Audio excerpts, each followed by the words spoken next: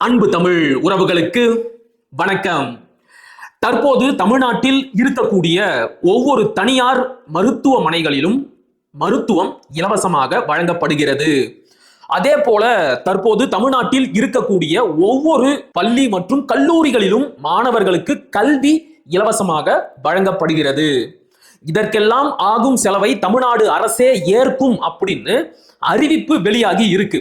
அத்தோட மட்டும் இல்லாம தமிழ்நாட்டில் உள்ள ஒவ்வொரு கிராமத்திற்கும் ஒரு அவசர ஊர்தி, அதாவது ஆம்புலன்ஸ் வசதி செய்து கொடுக்கப்பட்டுள்ளது.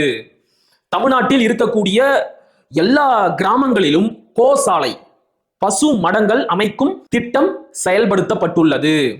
இது எல்லாத்தையும் விட உச்சமாக ஒன்றிய பாஜக அரசு மட்டும் கூடிய சீக்கிரத்துல பெட்ரோல் டீசல் மீதான விலையை குறைக்கல அப்படின்னா தமிழ்நாடு அரசு ஒன்றிய அரசுக்கு கட்டும் வரியை இனி கட்டாது அப்படின்னு மாண்புமிகு மரியாதைக்குரிய தமிழ்நாட்டின் முதலமைச்சர் திரு ஜோசப் விஜய் அவர்கள் இந்திய ஒன்றிய பிரதமரான திரு நரேந்திர மோடி அவர்களுக்கு காட்டமான ஒரு கடிதத்தை எழுதி இருக்கிறாரு. இதெல்லாம் எப்படா நடந்துச்சு, எப்ப இந்த செய்தி எல்லாம் வெளியாச்சு, நீ என்ன உளறிக்கிட்டு இருக்கிற அப்படின்னு கேக்குறீங்களா? நடந்துச்சுங்க, நடந்துச்சு. தளபதி விஜயோட ஆட்சியில தமிழ்நாட்டுல தினம் தினம் ஒரு அதிசயமும் அற்புதமும் நடந்துகிட்டே இருக்கு. தினம் தினம் அதிரடியான பல அறிவிப்புகள் வெளியாகிட்டே இருக்கு. தமிழ்நாட்டோட வளர்ச்சி ராக்கெட் வேகத்துல வளர்ந்து எங்கேயோ போய்கிட்டே இருக்கு. இதையெல்லாம் நீங்க நம்பித்தான் ஆகணும். நம்புனாதான் தளபதி விஜயோட ஆட்சியில நீங்க எல்லாரும் தமிழ்நாட்டோட நல்ல குடிமக்களா இருக்க முடியும். அப்படி நம்பாம எதிர்கேள்வி கேட்டாலோ எதிர்த்து விமர்சனம் செஞ்சாலோ நீங்க எல்லாருமே திமுகவோட கைக்கூலியா மாறிடுவீங்க. 200 ரூபாய் கொத்தடிமையா மாறிடுவீங்க. எப்படி வசதி? நல்ல குடிமக்களா இருக்கிறீங்களா, இல்லைன்னா திமுக கைக்கூலியா மாற போறீங்களா? சமீப நாட்களாக கடந்த ஒரு மாதமாக வட மாநிலத்தை சேர்ந்த யூடியூபர்களும் இன்ஸ்டாகிராம் இன்ஃப்ளூயன்சர்களும் இப்ப நான் சொன்ன தெரியுமா, இந்த ஃபேக் நியூஸை தான் வட மாநிலங்கள்ல பரப்பிக்கிட்டே இருக்கிறாங்க. ஏன், எதுக்காக? இப்ப நான் தமிழ்நாட்டு அரசியலை பேசுறேன் அப்படின்னா அதுல ஒரு அர்த்தம் இருக்கு. ஏன்னா நான் தமிழ்நாட்டுக்காரன், நான் ஒரு பொலிட்டிக்கல் யூடியூபர், இங்க நடக்கிற அரசியலை எல்லாம் நான் கட்டாயம் பேசித்தான் ஆகணும். ஆனா வட மாநிலத்தை சேர்ந்த யூடியூபர்களுக்கும் இன்ஸ்டாகிராம் இன்ஃப்ளூயன்சர்களுக்கும் தமிழ்நாட்டு அரசியலை பற்றி பேச வேண்டிய தேவையும் அவசியமும் ஏன் வந்துச்சு? இதனால அவங்களுக்கு என்ன லாபம்? அவங்களா பேசினாங்களா, இல்லைன்னா அவங்கள பேச வச்சாங்களா? என்ன கேட்டா அவங்கள பேச வச்சிருக்கிறாங்க அப்படின்னு தான் சொல்லுவேன். இப்ப இப்படிப்பட்ட போலி செய்திகளை எல்லாம் பரப்புகின்றவர்களோட காணொலியை எடுத்து பார்த்தா எல்லாமே நன்கு திட்டமிடப்பட்ட செயல் திட்டம் மாதிரியே தெரியும். வெல் பிளானடு ஸ்கிரிப்ட் மாதிரியே இருக்கும். அவங்களோட காணொலிகள்ல எல்லாருமே ஒரே மாதிரி தான் பேசி இருக்கிறாங்க. ஒரு சொல், ஒரு வரி, ஒரு வாக்கியம் அப்படின்னு எதுவுமே வரல. அச்சடிச்ச மாதிரி, ஈ அடிச்சான் காப்பி மாதிரி எல்லாரும் ஒரே மாதிரி தான் பேசுறாங்க. எல்லாருமே ஒரே மாதிரியான AI புகைப்படங்களை தான் பயன்படுத்துறாங்க.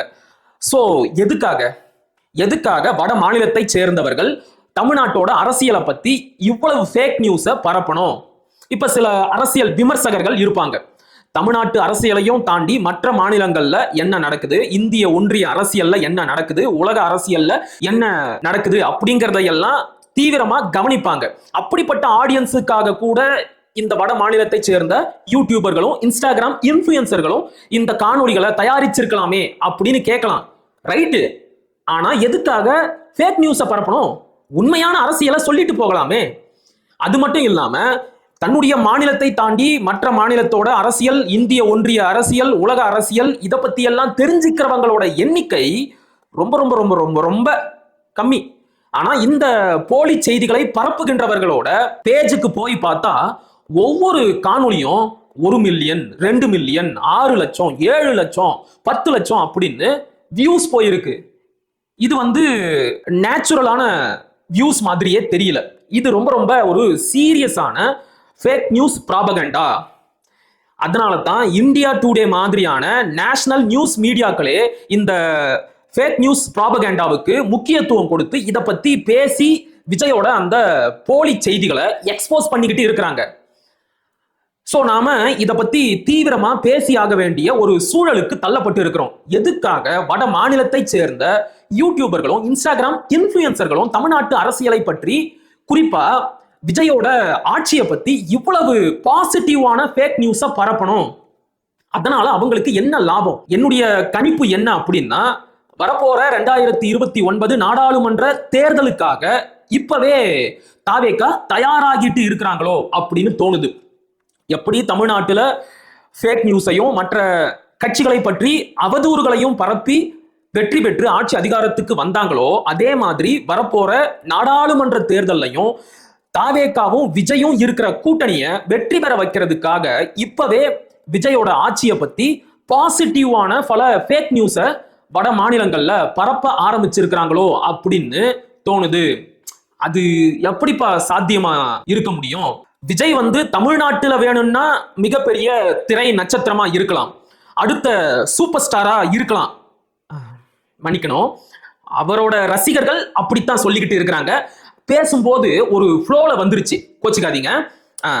விஜய் தமிழ்நாட்டுல மிகப்பெரிய திரை நட்சத்திரம், அவரை நிறைய பேருக்கு பிடிக்கும். அதனால அவர் பரப்புன ஃபேக் நியூஸ கண்மூடித்தனமா நம்பிக்கிட்டு என்ன ஏதுன்னு உண்மையை தெரிஞ்சிக்காம தன்னுடைய தொகுதியில யாரு வேட்பாளர் அப்படின்னு கூட பார்க்காம விஜய்க்கும் விசிலுக்கும் ஓட்ட போட்டு அவரை இன்னைக்கு ஆட்சி அதிகாரத்திலையும் கொண்டு வந்து உட்கார வச்சுட்டாங்க. ஆனா வட மாநிலங்கள்ல விஜய்க்கு என்ன செல்வாக்கு இருக்கு, என்ன இன்ஃப்ளூயன்ஸ் இருக்கு? இப்ப வட மாநிலங்களை எடுத்துக்கிட்டா அங்க அமிதாப் பச்சன், ஷாருக் கான், அமீர் கான், சல்மான் கான், ரித்திக் ரோஷன் இவங்களுக்கு இருக்கிற இன்ஃப்ளூயன்ஸை விட ரொம்ப ரொம்ப கம்மியா தான் விஜய்க்கு இருக்கு. அப்படி இருக்கும்போது வட மாநிலங்கள்ல விஜய பத்தியும் அவரோட ஆட்சியை பத்தியும் பாசிட்டிவான ஃபேக் நியூஸை பரப்பி அந்த மக்களை எப்படி விஜய்க்காக இல்லைன்னா விஜய் கூட்டணியில இருக்கிற ஒரு கட்சிக்காக ஓட்டு போட வைக்க முடியும்? இந்த லாஜிக்கான கேள்வி நமக்கு இயல்பா வரும். ஆனா இப்படி யோசிச்சு பாருங்க, 2014க்கு முன்னாடி குஜராத்துக்கும் தமிழ்நாட்டுக்கும் என்ன தொடர்பு? குஜராத் மாநிலத்தோட அரசியலுக்கும் தமிழ்நாட்டு மாநில அரசியலுக்கும் என்ன சம்பந்தம்? குஜராத் மாநிலத்தை சேர்ந்த முதல்வராக இருந்த, நான் சொல்றது 2014க்கு முன்னாடி குஜராத் மாநிலத்தை சேர்ந்த முதல்வராக இருந்த மோடிக்கும் தமிழ்நாட்டு மக்களுக்கும் என்ன சம்பந்தம்? எதுவுமே கிடையாது. குஜராத் இந்தியாவில் எங்கேயோ வடமேற்கு மூலையில இருக்கு, தமிழ்நாடு இந்தியாவில் தென்கிழக்கு மூலையில ஒரு கோடியில கிடக்குது. இந்த ரெண்டு மாநிலத்துக்கும் இடையில பல ஆயிரம் கிலோமீட்டர் இடைவெளி இருக்கு. அப்படி இருக்கும் போதே அந்த மாநிலத்தோட அரசியல், அந்த மாநிலத்தை சேர்ந்த முதல்வர் நரேந்திர மோடியோட செல்வாக்கு தமிழ்நாடு அரசியல்ல ஒரு தாக்கத்தை ஏற்படுத்துச்சு. மோடி குஜராத்தை இந்தியாவோட நம்பர் 1 மாநிலமா மாத்திட்டாரு. குஜராத்தோட வளர்ச்சி நாளொரு மேனியும் பொழுதொரு வண்ணமுமா வளர்ந்துகிட்டே இருக்கு.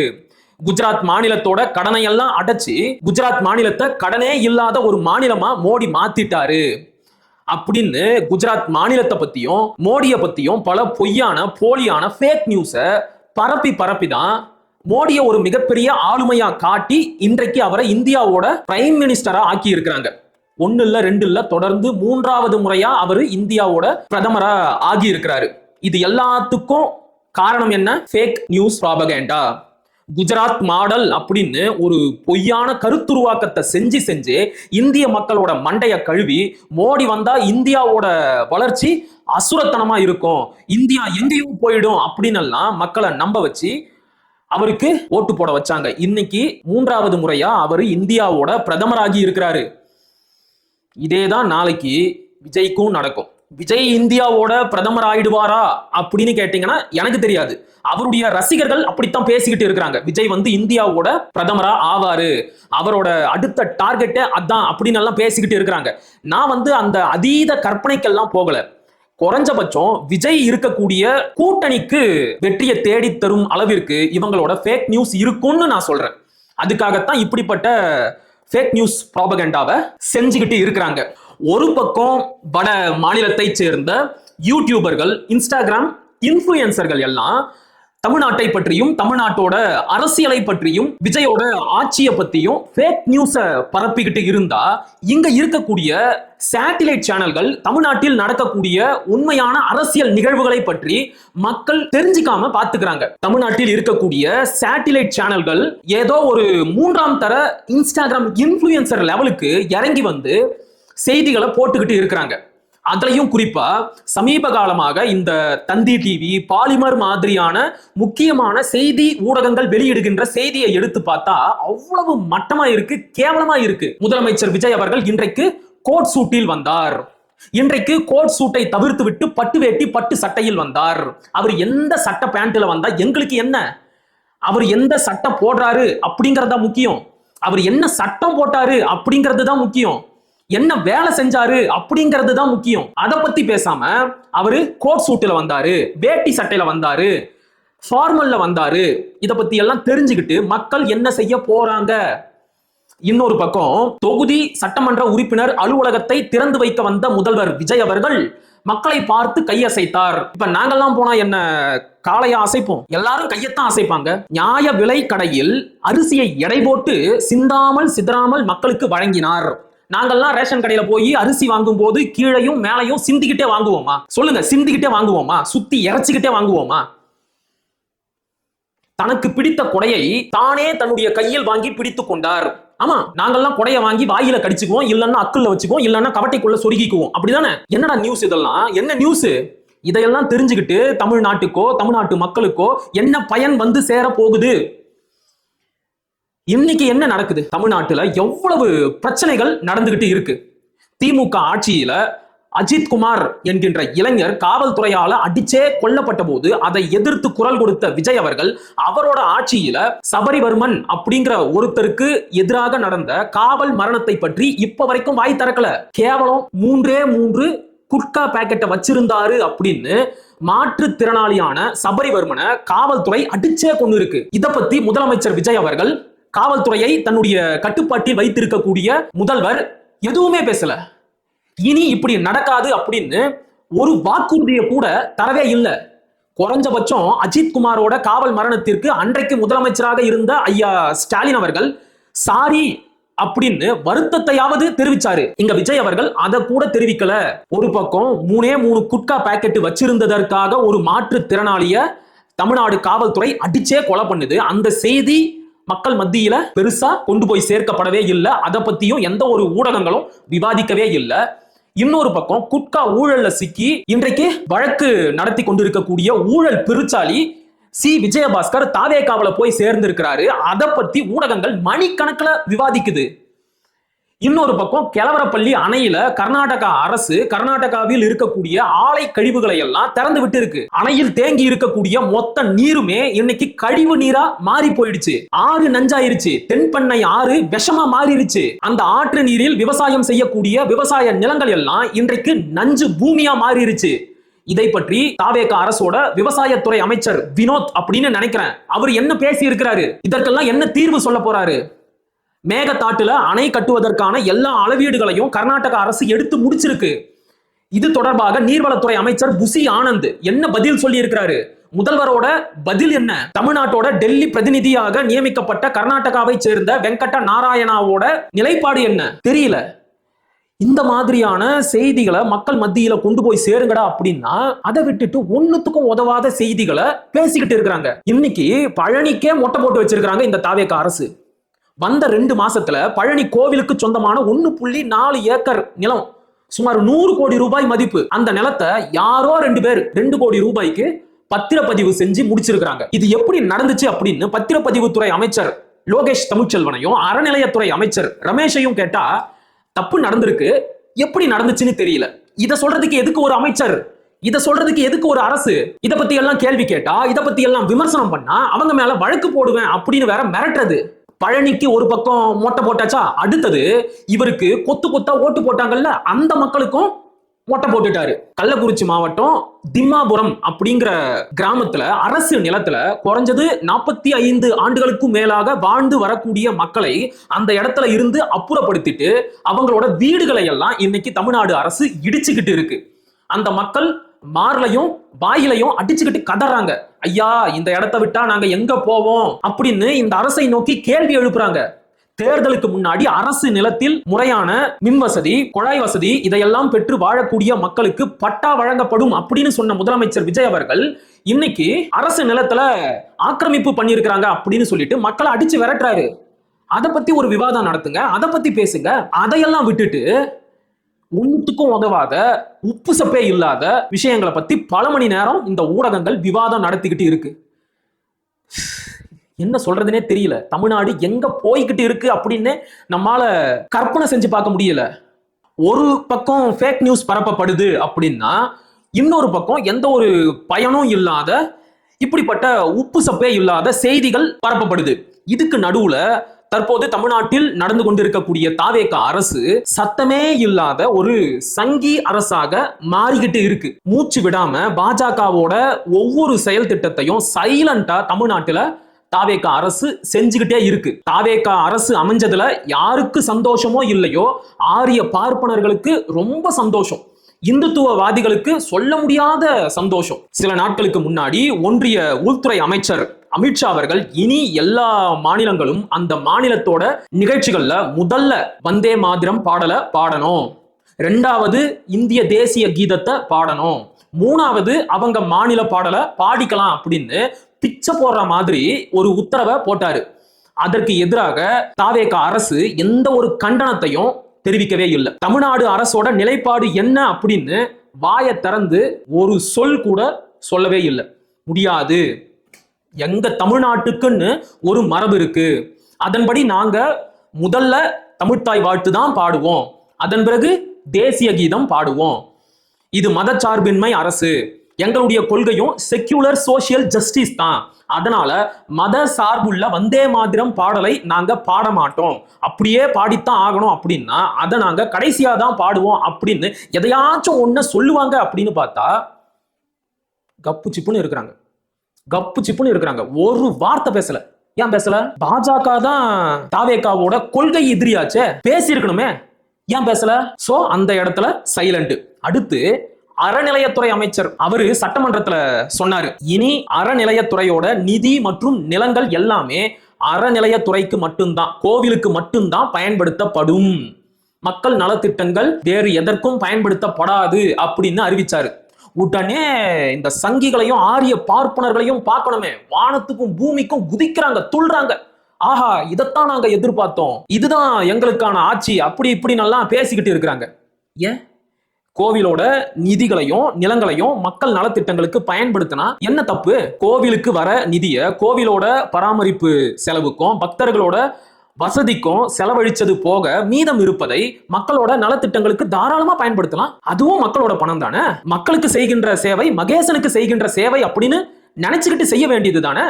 ஆனாலும் அறநிலையத்துறை அமைச்சர் ரமேஷ் அவர்கள் இப்படி ஒரு அறிவிப்பை செய்யறாரு. சத்தமே இல்லாம இந்த ஆட்சியில மனிதனே தூக்கி சுமக்கும் பட்டின பிரவேசம் அப்படிங்கிற நிகழ்வு நடந்து முடிஞ்சிருக்கு. பட்டின பிரவேசம் அப்படின்னா வேற எதுவும் கிடையாது, திருவாவடுதுறை ஆதீனத்தை பல்லக்குல உட்கார வச்சுக்கிட்டு 70 பேர் மாத்தி மாத்தி ஊரை சுத்தி வருவாங்க, அதுக்கு பேரு தான் பட்டின பிரவேசம்.